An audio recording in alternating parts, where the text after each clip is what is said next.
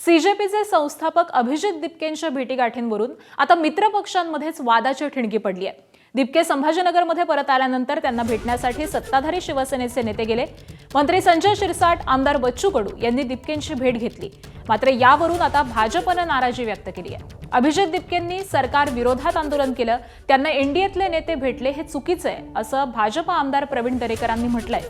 त्यांनी कडूंना नौटंकीबाज म्हणत जोरदार टीका केली आहे। शिंदेंनी दोन्ही नेत्यांना समज द्यावी अशी मागणी दरेकरांनी केली आहे। दरम्यान दरेकरांच्या या टीकेवरती शिवसेनेचे नेते आणि मंत्री उदय सामंत यांनी काय प्रत्युत्तर दिलंय पाहूयात।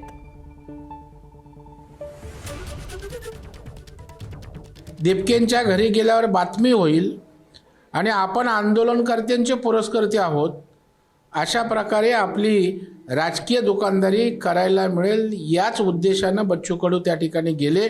मला वाटतं दोन्ही नेत्यांनी अशा प्रकारे जाणं त्या ठिकाणी उचित नव्हतं असं माझं व्यक्तिशः मत आहे आणि या संदर्भामध्ये त्यांची पक्षाची भूमिका सुद्धा येणं आवश्यक आहे। निश्चितपणे एकनाथ शिंदे साहेब त्यांना योग्य समज देतील, किंबहुना दिली असेल असा मला पूर्ण विश्वास आहे। मला असं वाटतं की प्रवीण दरेकरांनी काय टीका केली मला माहीत नाही। प्रवीण दरेकर टीका नाही करणार, आम्हाला सल्ला देतील, कारण ते भाजपातले ज्येष्ठ नेते आहेत।